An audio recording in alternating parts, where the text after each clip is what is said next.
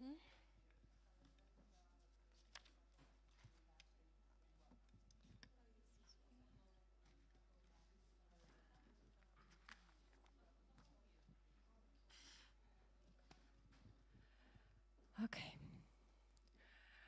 Good morning, everyone. We are about to start. So I will start with an announcement that Professor Keiji Fujiyoshi, the president of International Sociological Association RC25, and a large group of delegates from Japan are a bit delayed and are still on their way from the airport and will arrive with us shortly. But we will start on time. Therefore, with great pleasure, I would like to introduce to you Professor Frida Pettersson, Vice President of ISA, International Sociological Association RC25. And I want to express our gratitude to the organization that ISA decided to hold a mid-term conference here in Warsaw, the city of Korczak, and the hub of human rights and children's rights at Maria Grzegorzewska University. Thank you, Frida. The conference takes place at a very important moment for our community here in Warsaw.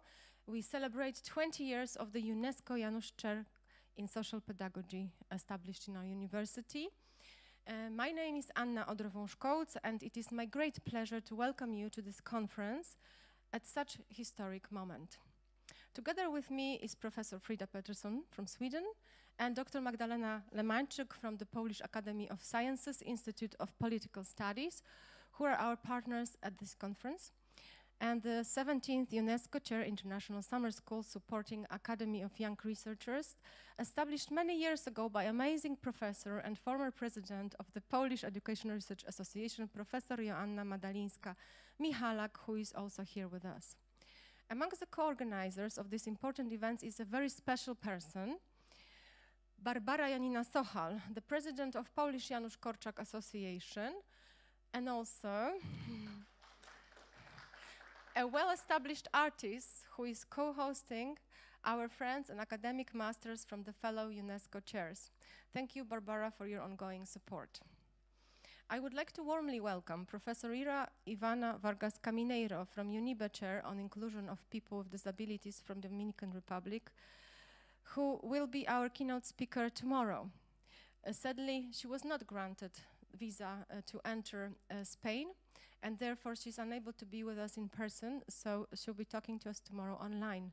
This is very sad, and it shows how unequal our world still is and how much work we have left to be able to build real inclusion in our countries.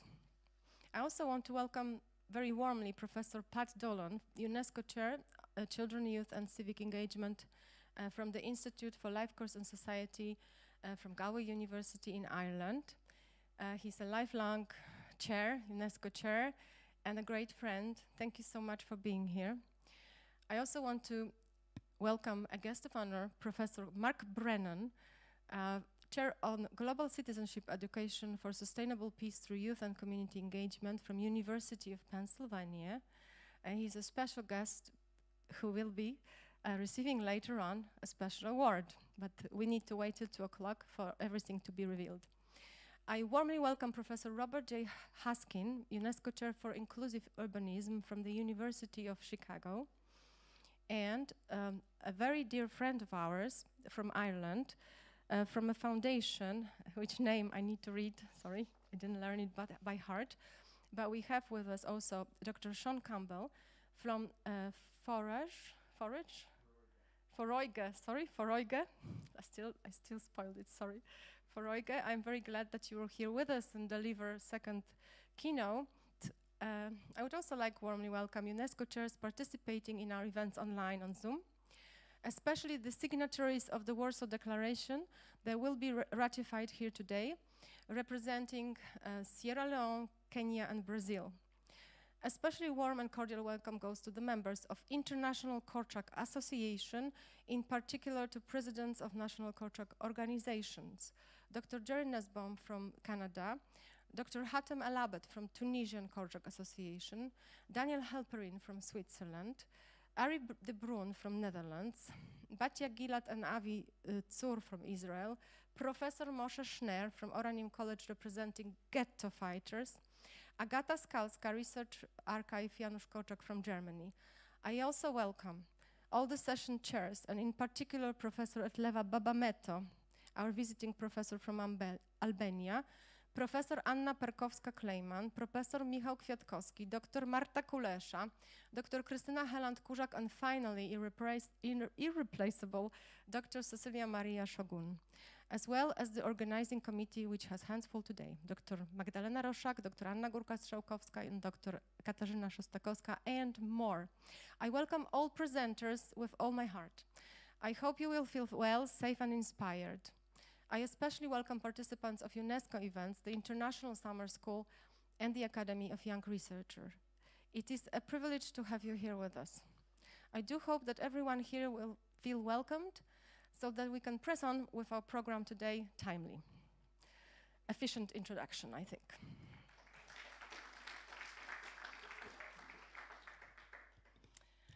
So, without further ado, I would like to say a few words about how the day will go. We will start with the ratification of a very important document, which we hope and pray will become a beacon of hope for a more peaceful and less conflicted world.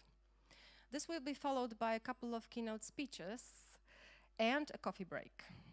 So bear with us. Then we will start working in sessions and move on to the most important part of the day, acknowledgement of great people and great organizations with a special UNESCO Janusz Korczak Chair Jubilee Medal established by this University Senate, just uniquely for this special year. Medal number 1 went to Professor Pat Dolan, and today we will reveal who the UNESCO and UNICEF committee awarded next. The ceremony will take place in Building C in Janusz Korczak Chair's Aula at precisely 2 p.m. This will be followed by an art exhibition by a young artist, Gabriela Sołtysiak, dedicated to appropriation, slave, non-human bodies. In between, there will be some light lunch in form of bagels and salads. And after visiting the exhibition, we'll have more parallel sessions. All of them take place in this building here and on floor 1. There is a possibility to enroll for an Educatore Wellbeing and Resilience workshop. And today's day will be dedicated to issues of language, discourse, hate speech, otherings, and tomorrow to Korczak and his heritage. But this was enough information for one day, so I feel that we should leave tomorrow until tomorrow. So without further ado, I would like to invite UNESCO chairs to sign the declarations whilst I continue reading the content of the declaration, which is also available on the screen in very short moment. Let me just open the right file.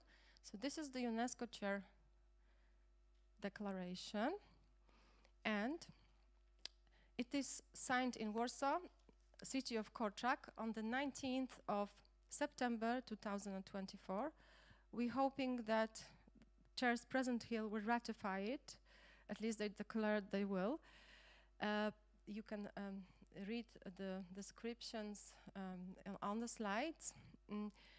The signatories declare commitment to establishing, supporting, and strengthening education for democracy and peace, commitment to building public trust through education and research, developing a strong sense of identity and belonging to the local community and to the planet, and commitment to taking action to strengthen the knowledge of legal systems, social structures, and economic awareness in terms of sustainability and social responsibility amongst young people, and using the principle of lifelong learning. They also declare commitment to joining efforts to create space for joint UNESCO most schools, commitment to building social inclusion through promoting active, responsible, participatory citizenship in formal and informal education. The signatories acknowledge the need for establishing, supporting, and strengthening education for democracy and peace, as they see both formal and informal education as the pillar of participatory, active, and responsible citizenship that protects values of freedom, equality, and solidarity with concise of intergenerational needs of others, the local and the planetary context. The signatories want to highlight the impact of education for democracy and peace on building public trust and developing strong sense of identity and belonging to the local community and to the planet. I suppose I should say that the chairs who are not able to be here through various barriers, as I was talking about the inclusion and the lack of thereof, are the chairs from one moment, Nairobi, Professor Winnie Mitula, research professor at UNESCO Unitwin Chair Institute for Development Studies in University of Nairobi, as well as Professor Ira Ivana Vargas Camineiro from UNESCO Cathedral on Inclusion of Persons with Disability at UNIBE in Dominican Republic. We also have with us online a professor from Brazil, Professor Dr. Geraldo Kaliman, who is also declared to ratify this special declaration. So right now, I would like to call to the floor Professor Pat Dolan, UNESCO Chair in Children, Youth and Civic Engagement, a lifelong UNESCO Chair, very special title. I would like you, dear Professor, to sign this document with us today, and also Professor Mark Brennan, Professor and UNESCO Chair on Global Citizenship Education for Sustainable Peace through Youth and Community Engagement. I would also like to ask you to come forward. And I would like also to call Robert J. Haskin from McCormick Foundation, Professor and Faculty Director from Kippard Center for Global Health and Social Development, UNESCO Chair for Inclusive Urbanism from the University of Chicago. I also call up myself for the ratification.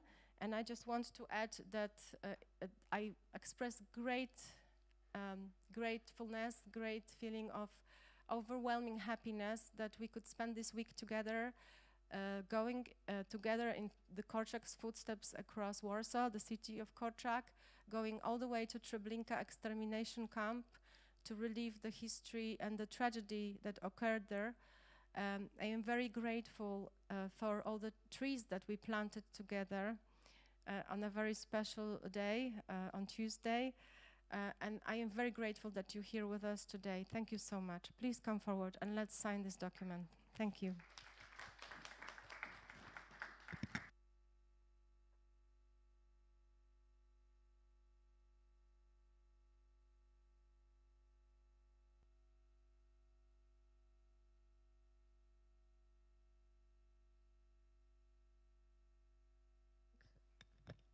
We'll be sharing the copy of the declaration online, of course. Please stay, yes. And without prolonging big, long welcomes, you are very welcome here. I hope you feel like at home. And I would like to introduce our first very special keynote speaker. Once again, Professor Mark Brennan. Thank you for being here with us. Thank you, everyone. We're just going to swap here quickly.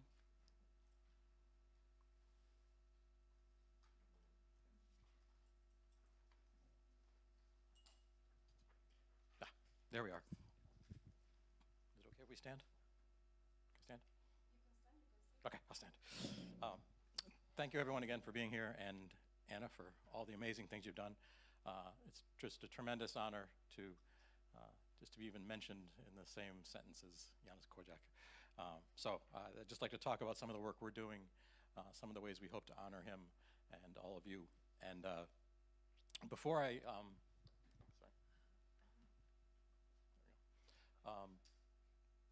one of the things I think is really important to notice on the front end here, that there's just an amazing world scholar who's focused much of their lives to focus on Korczak, someone who's done more to kind of spread the memory than very few other people.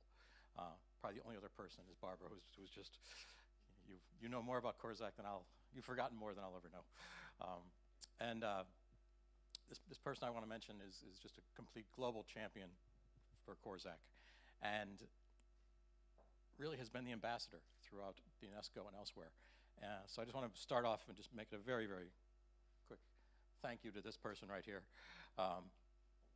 Thank you, Anna, for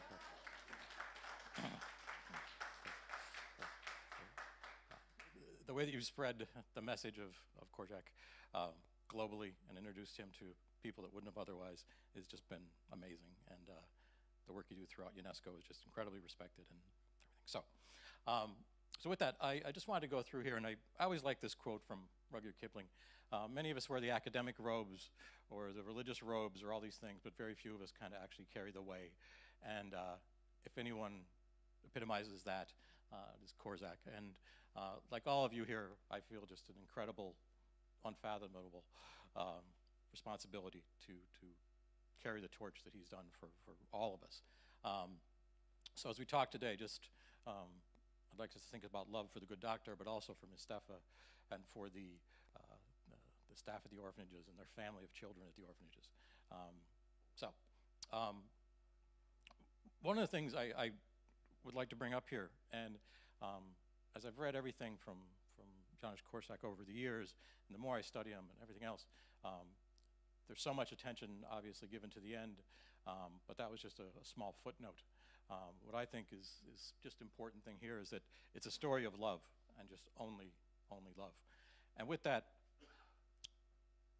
all of their bravery, all of the great things they did, we can aspire to that level of thing, but that's secondary. It was the one constant throughout their entire lives, as I've read about them. It was love, from the beginning to the middle to the end, and it was love that is absolutely essential. Love that brings about bravery, that brings about sacrifice, brings about honor and integrity, all these things. But it's one, as we look, and as we gather here today and tomorrow, that echoes across time. We think of him for those things. So I just like to think the idea we celebrate them because of their lives lived and all the things that they're continuing to pass on in this modern world as we need things. So what I'd like to just talk about briefly is some of the work we're going to do to keep honoring their legacy, but to keep sharing their message and the direction they're going, or they've put us in for the future. One of the key things, and many of us here, that Anna and Pat and others, we do a lot of research on child and youth development. We've spent probably collectively 100 years doing it. The one thing we know for absolute certain is that Korczak's work was so far ahead of its time that we haven't caught up yet. In 100 years of doing research and everything else, we're just proving all the things that he instinctively knew. And that's just an incredible thing. The work he set the stage for, all of them set the stage for, it's transformed how we look at children and youth. What we seek to do and how we hope to carry the torch for them is to work in several areas. We want to ensure youth voice, and we'll talk a bit very briefly about that. We want to promote child and youth democracy, their involvement and ownership of their lives and their societies. And then I think they're all important, but for me, the idea of empowering young people, children and youth as guardians of peace, defenders of peace in a world that is very often quite scary and quite madness. To give you a feel for where the population that Korczak serves, I won't get into all the details here, but this is the map of the world and the average age. 26% of the planet, or no, I'm sorry, I'm off there. 52% of the planet is under age 25, and a third is under age 15. This is the population that Korczak empowered. This is the one he gave voice to and everything else. In this world today, these are the people that he serves, and the work that all of us do brings to light that area of things. There's a lot of work to be done, and there's a lot of amazing young people to be working with. So some of the things we're going to do, and these will play out over time. We've done some work over the years, and Pat Dolan's been a great source of it, and Anna, but efforts to ensure youth voice. And with these, we think of the work that Korczak did, and we're going to try and replicate some of this. Again, we've been studying this stuff for the last 50 years. Korczak was way ahead of his time. Again, we are not even close to catching up to him at this point. But he knew that things were going on. And what we know from a lot of our research now is that empowering children and youth voices through newspaper, through today with new mechanisms like social media and everything else, has tremendous outcomes. And we can talk more about these later on, but we see things like improved self-worth. We look at things like motivations to change the world, social and emotional skills that we're now seeing are so incredibly important across the lifespan. These were things that Korczak saw as critical 100 years ago. It's amazing. And so we can talk about many others. With this, one of the efforts we're going to do an action step. In Dublin, Ireland, they're going to replicate the Little Review and work with young people to put this into practice, and working closely with Pat Dolan, who's the UNESCO chair, and Cillian Murphy, who's an Irish actor. For those of you who don't know, that's Pat on the bottom. And continue to get the message of young people and youth out there, and bring this back to life. Other efforts here, focusing on youth and democracy and citizenship and children. Korzek's examples of children and youth courts, legendary, absolutely legendary. Again, these are critical. And we've looked at these things now and what the long-term impacts are. If we engage people in decision-making and ownership and give them voice and all these things, the outcomes are amazing. We see that people become active, productive citizens over the lifespan. The idea that we wait till someone turns 18 or 22 or whatever to be an adult or to be an active citizen, we know that it just doesn't work. The sooner we can do this, the better, and the more they'll do it. And we also know they by doing this, they create all kinds of other community supports for others. So an action step we're going to do here, and this will be led by Anna, convening a children's court to look at the issues that's facing the world. Look at things like how we deal with social media, how hate speech and other things are being done there, how youth voice is maybe not being taken so seriously, and how youth are being excluded. Now, a few other things, and then I'll move on and wrap up. One here, and this kind of goes into my work, it's the idea of how do we engage young people from the very, very beginning as guardians of peace. How do they defend peace? How do we encourage them and empower them from the earliest stages to challenge inequalities, hateful things, things that are getting completely out of control? What Korzek did, and we've known this and from all the archival research and everything else, he set the stage for real, actual engagement, real active steps to change things. What we do know from the research too is that if we wait till people get much older, they don't do it as much. So we've got to get with young people, children and youth, to make this happen. So one of the things that we'll be doing is basically working with young people to create government structures, informal ones, where they can organize their peers, their friends, to vote for the issues, to protest things that are unfair, unequal, hateful, everything else, and that they can take on this role as being protectors and defenders of peace. Now, how does this all come together? There's a few really interesting and exciting things we're doing, and we're really excited about this. All those action steps I just talked about, we're putting it into a documentary to share the message and story of Korzek for a new world. Many parts of the world where I go, people haven't heard of him. And sharing his story, his message, the story of Miss Steffa, the story of all of them, is going to be there. But we're also going to cast this in light of a modern world that is facing all kinds of challenges. And how does his message, how does his treatment of each other fit in to a new world and challenge all the things we see? So you can put this on your diary for now. In 2026, Jonas Korzek, the Guardian of Innocence, will be coming in 2026. And our incredible, great, gifted director, Niamh Heary, is here and has been gathering footage and will be back and doing more things. But we want to make sure the world knows much more about these amazing, amazing, amazing people. But with that, we're not going to wait around until then. We started doing some things already. Just moments ago, we signed the declaration that Anna spearheaded. And we've seen very much throughout our different work within the UN system and elsewhere, these documents like this actually do carry weight. They actually are listened to and read. Much like Korzek's works led to the basis for the Global Declaration on the Rights of Children. These things matter, and this is a first step today.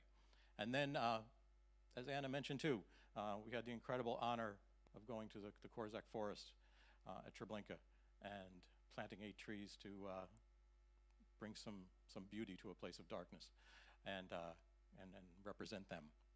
So much more to come. And I'll just wrap up now. I see this as a never-ending effort to catch up to Korzek.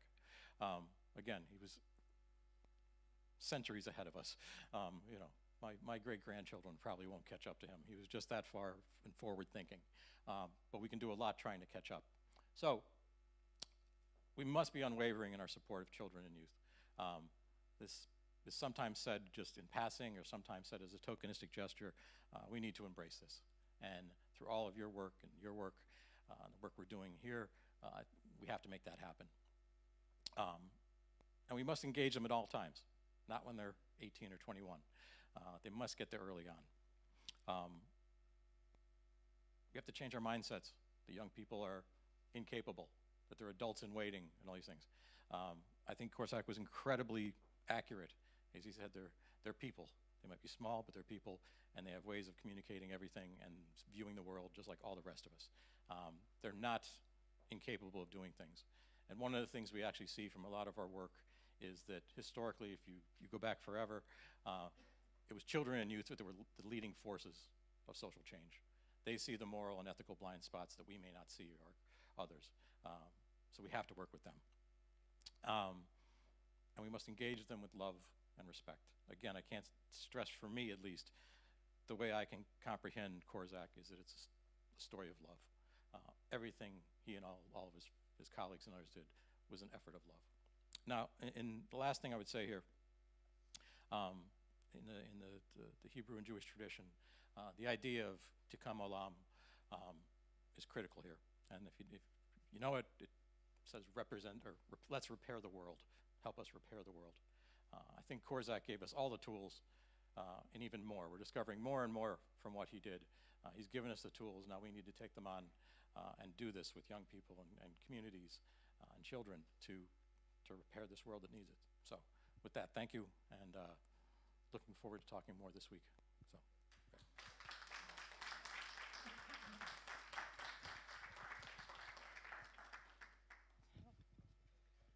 Thank you, Mark. You made me cry. It's evil in a good way, but it's evil. I was not expecting this. Okay, so this was Professor Mark Brennan. We are very, very happy that you could open this conference with remarks on the great work you do with the youths and the work we do together. And now, as the continuation, I would like to invite our next two keynote speakers, Professor Pat Donnell and Dr. Sean Campbell. I am sorry that I'm dragging this chair. I will leave the stage to you.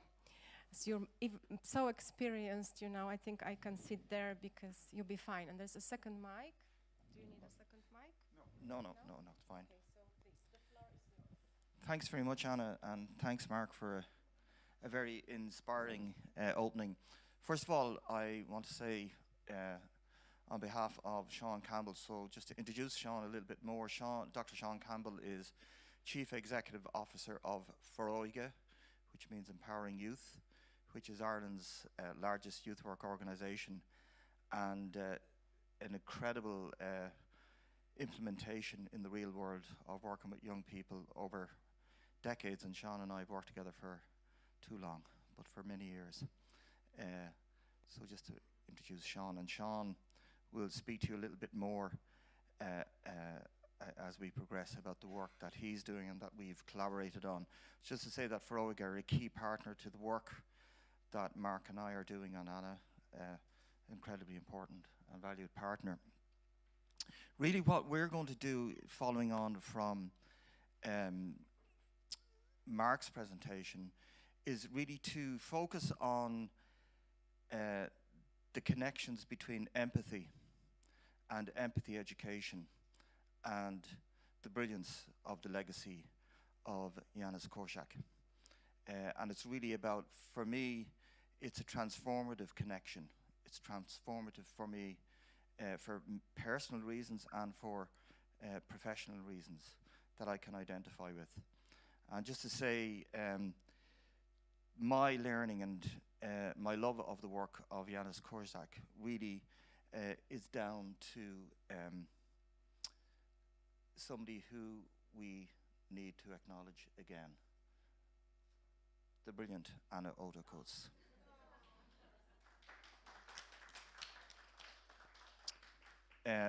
I met Anna for the first time in UNESCO in Paris, I think about 3 or 4 years ago, and was absolutely spellbound by her work in pedagogy, absolutely.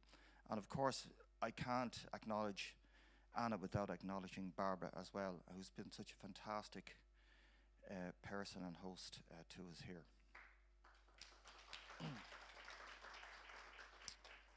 So, when we think about empathy, what do we think about? It's not pity. Pity is no good to anybody. Pity is about how you feel about the other. But in keeping with Janusz Korczak, he was active about how he felt about children and families. It's what he did that mattered. So empathy is this ability to take the perspective of the other,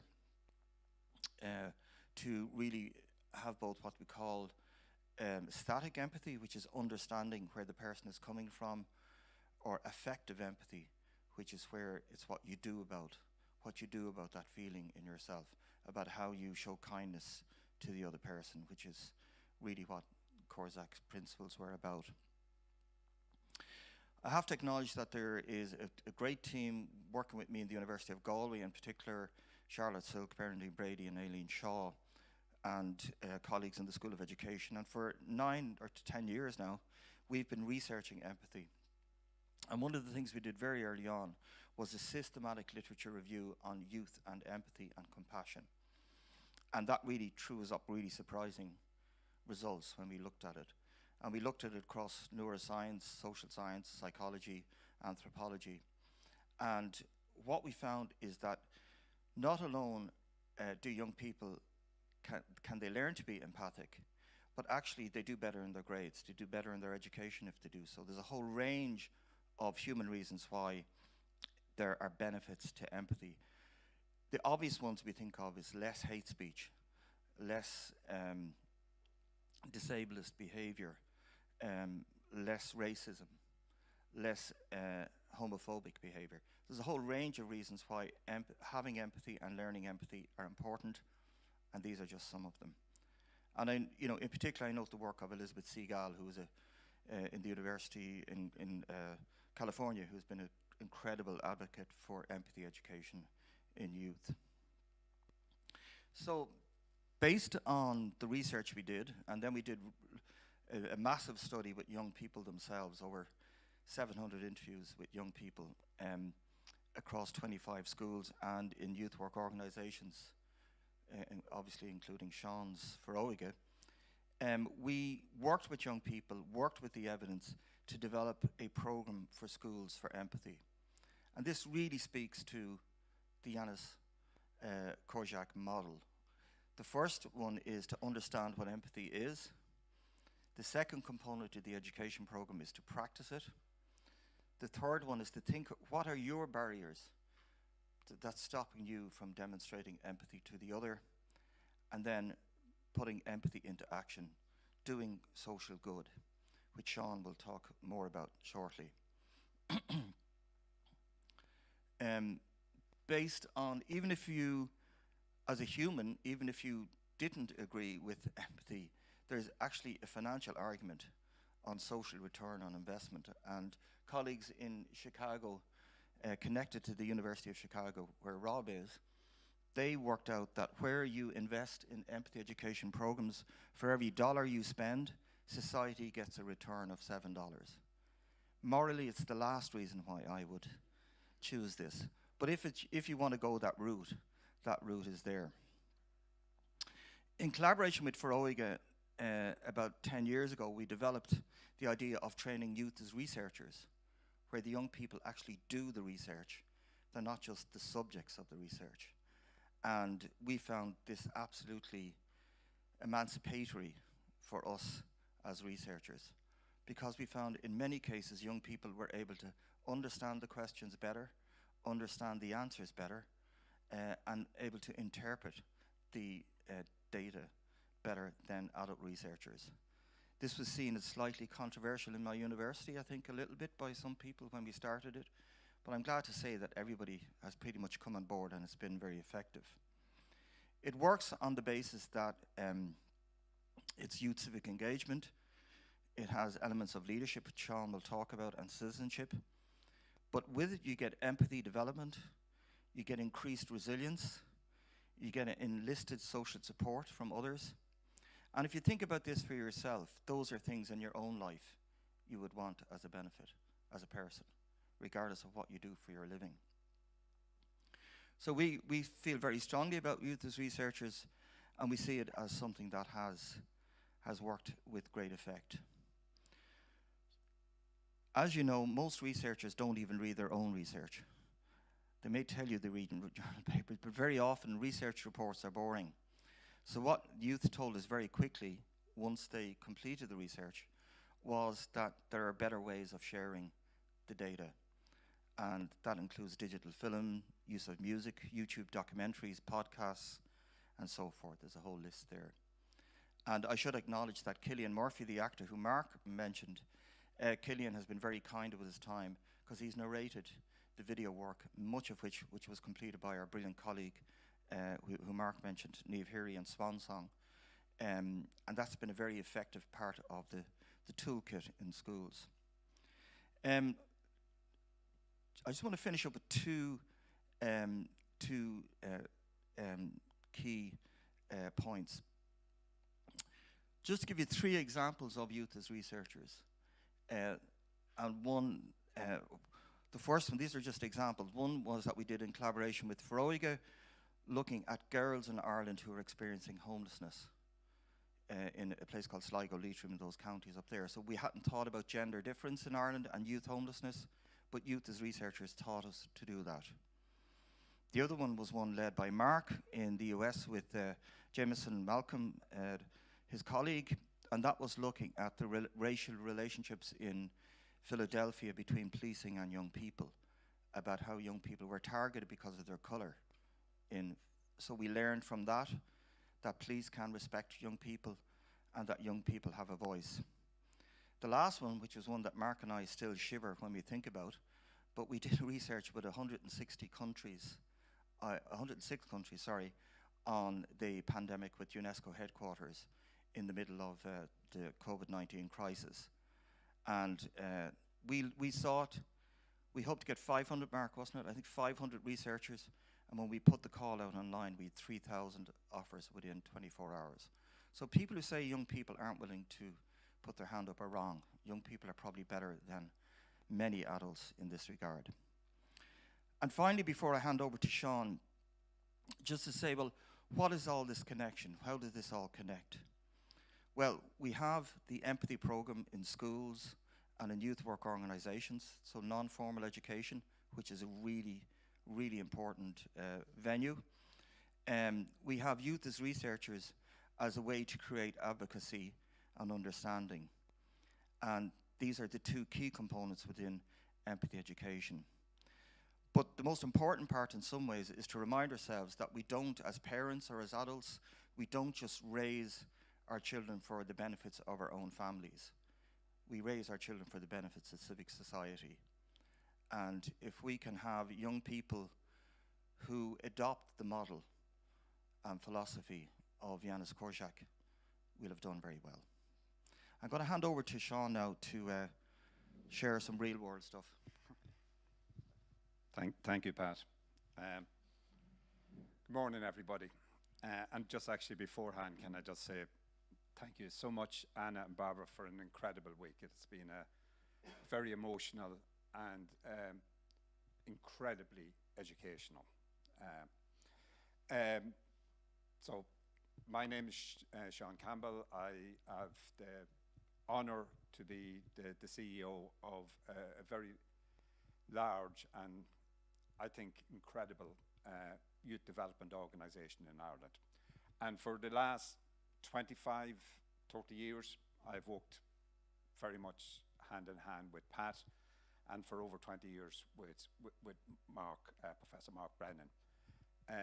And what we've partnered on is trying to bring a real partnership between academic research and then practice implementation. And the two lads do the research and help us in the program and curriculum development, and my organization tries to implement it with young people. Much of what we do actually is in the spirit of Kovzak, who I wasn't aware of until very recently when Anna came to Galway and has started us on this journey of partnership.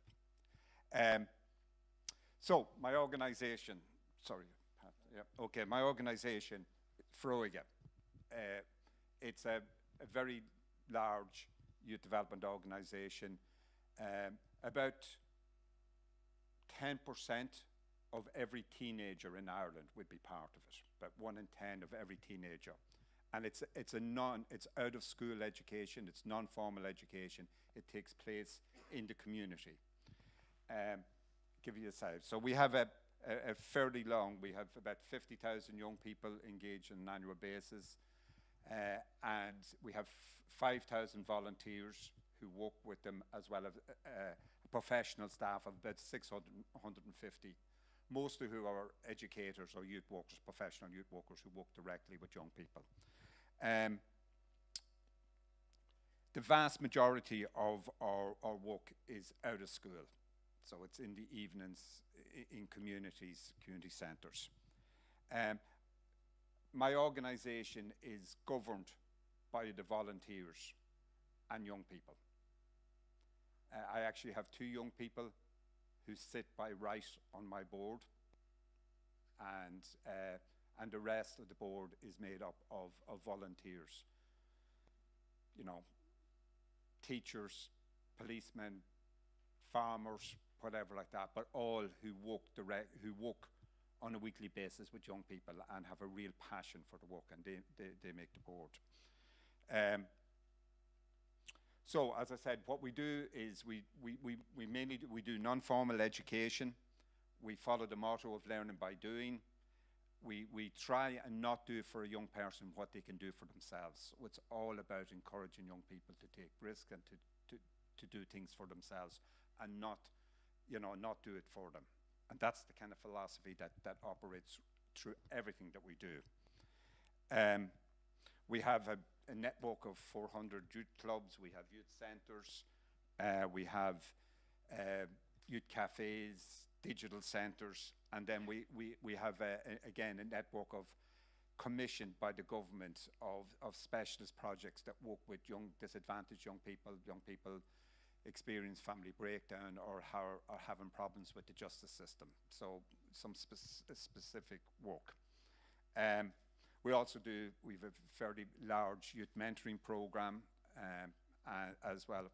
But one of the exciting things that we do is that we actually run for the government the youth parliament. So we run a youth parliament every year on behalf of the government, and young people bring ideas to the government from it. And we also have a specialist unit within our children's department that is run by my organisation that provides expert advice to all government departments and all government agencies on how to engage young people and get the youth voice heard at policy level.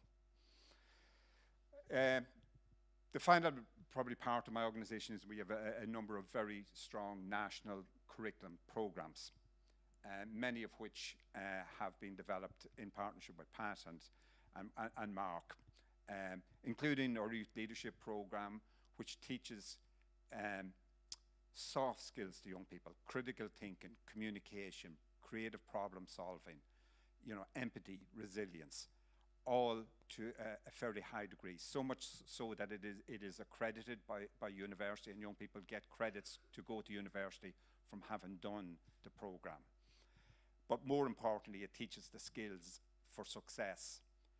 That everybody says, if you have these skills, you have a better chance of being successful in life.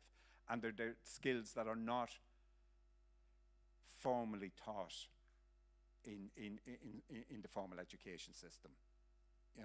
And we very much want young people to get these skills by design and not by chance. And it was through this Leadership for Life program that we first discovered the power of empathy education. And when the evaluation was done, there was statistically significant findings around empathy in the research. And both myself and Pat decided to focus in on this and to further develop an empathy program, which Pat described, some of which we do in schools, but more of it that we do within my organization. And we do it in a number of ways. We use the program, we've embedded empathy education in all our curriculum. So we do an awful lot of work at the moment with young people in digital youth work. So in virtual reality, in teaching coding and robotics and whatever. But we also have elements of empathy education built into the curriculum and programs. And one of the really good examples is we have a program called Sound Surfers, which teaches young people how to create and produce music and podcasting and spoken word. And empathy education is totally embedded in that program. Incredible, with incredible results. We also, like the schools, we also, in some instances, actually run empathy as a program in the centres with young people. And in some cases, we do one-to-one work, individual work with young people around empathy, particularly young people who are engaged in the justice system or having specific issues, and it has become incredibly impactful. So just to wrap up, I suppose my organization really works hand in hand with academic research and tries to provide a platform, a practical platform. Actually, just one last thing. Pat talked about youth as researchers. We are doing 3 youth as researchers projects at the moment in Feroiga. One with young people seeking international asylum, and so they're researching, how they are perceived and how they are experiencing, the asylum system in Ireland. We are also doing one with young people we're using virtual reality to engage young people who live on islands or who are, rurally isolated or isolated through social anxiety and are brought into to work through virtual reality and how that has worked. And I'm trying to think the third one, but I can't. Oh yes, Ukrainian young people. So we're doing again. Working with Ukrainian young people who have settled in Ireland over the last 2 years, and they're doing a research project. And Neve is going to be hopefully filming the results of that in the coming months. Anyway, finally, just to say again, thank you to Anna and for this fabulous week. What I've tried to explain to you is how academia and practice can work very closely hand in hand, and how we can honor the tradition that we're here to do today. Thank you very much.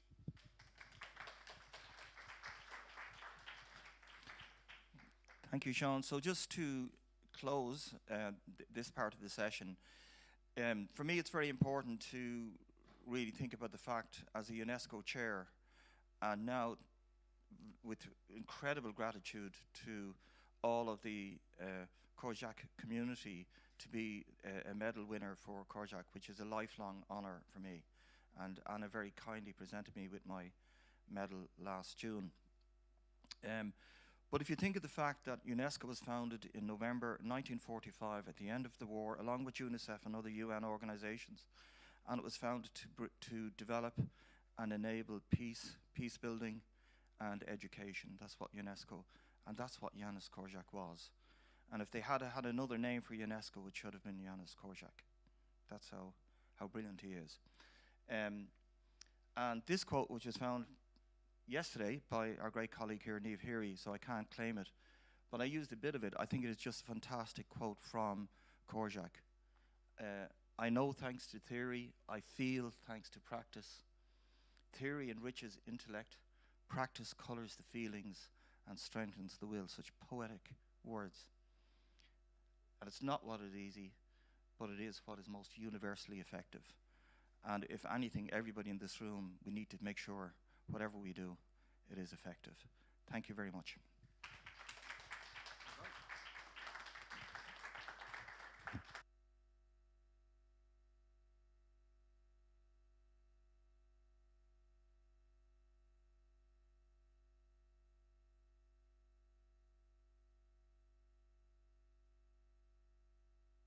We have 10 minutes for discussion. If you want to add anything, make any comments, or ask any questions from our wonderful three speakers, keynote speakers, we will give it 10 minutes. And please, I'll take the comments from. I will be the ferry. I will run with the microphone, and you can now raise your hand if you would like to comment or ask a question. It's an incredible opportunity.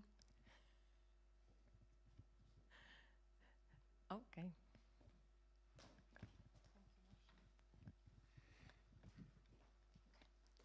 Thank you very my name is Moshe. Thank you, Anna. Thank you very much for these wonderful presentations.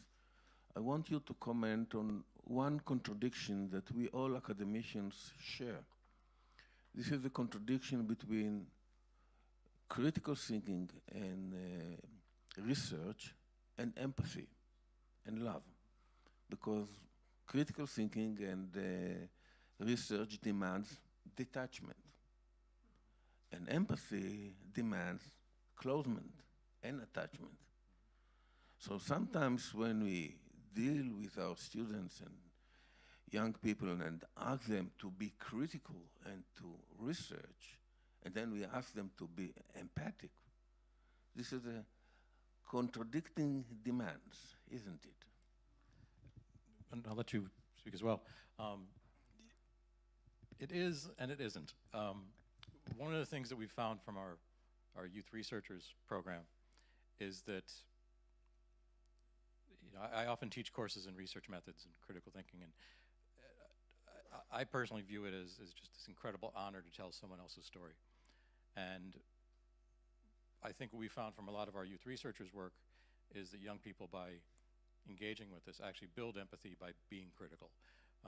And I think, again, the idea of empathy and sympathy are different. I think there's different dimensions of caring, compassion, all these things.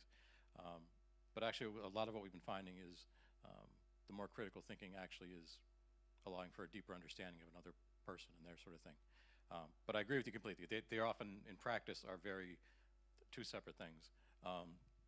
And with the empathy work, we're even expanding it now and getting requests from the medical community and legal communities and other ones who historically said critical thinking should be here, identification with the person should be here, but not empathy. So yeah, I think it's a very tricky thing. Yeah, no, it's a very good point. I think there is a distinction between the ethics of empathy. So there are ethical issues, and of course there are issues around things like empathy fatigue, which there's a whole research body on, and empathy distress, which is a very different thing. But in the end of the day, whether you are researching it or doing it, you're a human being. And that's where the ethics kicks in. So you have to, on one hand, be very thorough as a researcher, objective, all these things that one has to be as well, in my case, a social researcher. But you still, at the back of your mind, have to think of what is the overriding principle of why you're doing the research and what you want to do with the research. And the problem I find, particularly around empathy research and empathy education, and I've learned this from young people more than I've learned it from adults. For some people, when you research empathy with them, you're pressing a button that is already on. The light is already there. For some people, a wall goes up sometimes when you talk about empathy. And particularly when there are challenges in society, the use of social media, these things sometimes colour that. But there is, I think, an overriding rule around ethics, and I don't just mean, you know, ethical committees to do research. I mean the ethics of the principles of doing empathy. But it's still worth the journey. And I would just throw in one other thing that as you were talking, I was thinking. I think empathy can go hand in hand with critical thinking. You know, think of our most despised political leaders or whoever. For me, as an effective leader or others, to understand, I don't agree with them, but to understand why they're behaving the way they are, I think that is sort of the backside of critical thinking. That we can either just assume that in every 10 billion births there's a monster, or I can put myself in their shoes and try to navigate that. So.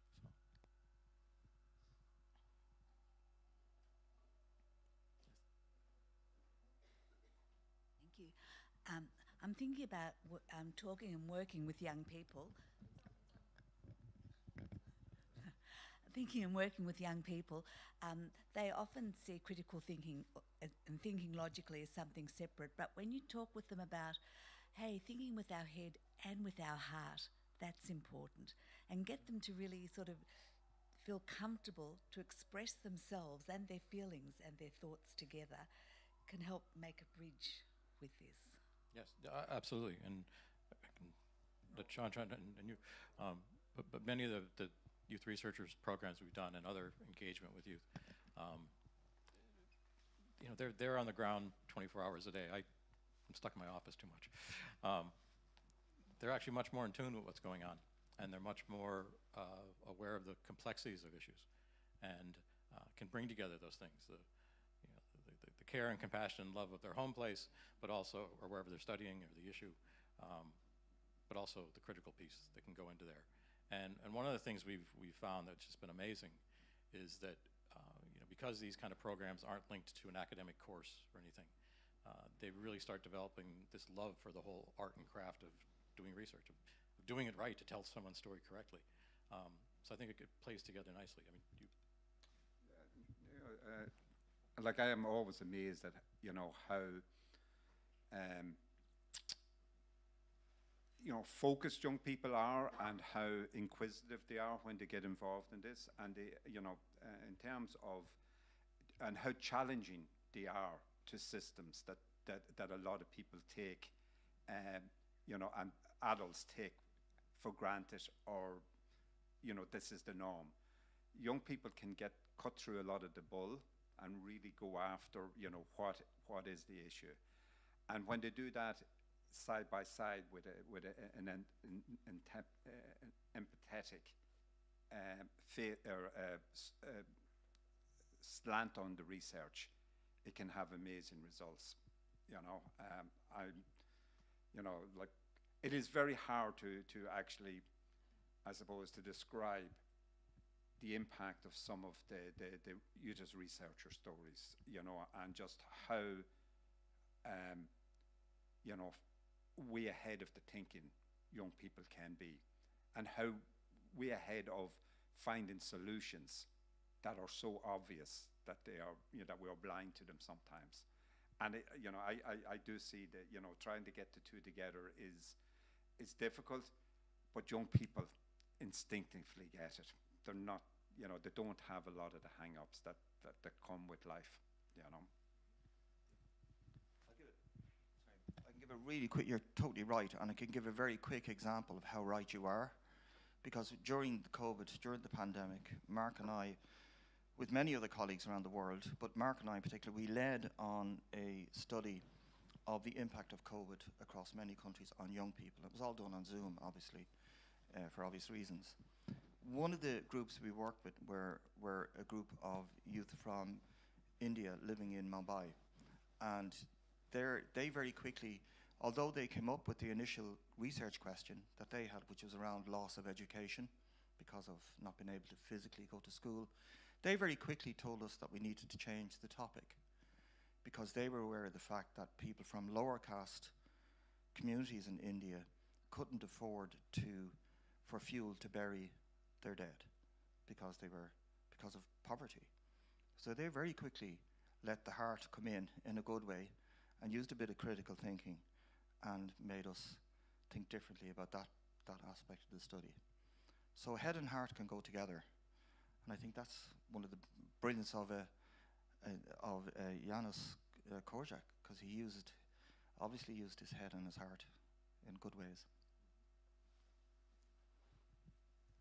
Okay, so I think we finish with this because I'm sure everyone is thirsty and would like to try some delicious desserts and coffee. I just want to say that staying with the empathy, we have empathy for you and your well-being. You can also enjoy the well-being and resilience workshops from the Educatore project. To look at the projects and to enroll for the workshops, please collect a jar with a dessert. There is a QR code on it that leads to the project website. This project was co-funded by the European Union, which I need to say, and it was called Educatore End of Disaster. And you can enjoy the results using the QR code. Thank you very much for this wonderful session. We did a lot. We have a Warsaw UNESCO Chair's Declaration for Education for Democracy and Peace ratified. We had a fantastic 2 keynotes, and I became famous thanks to our keynotes. Thank you. Thank you very much.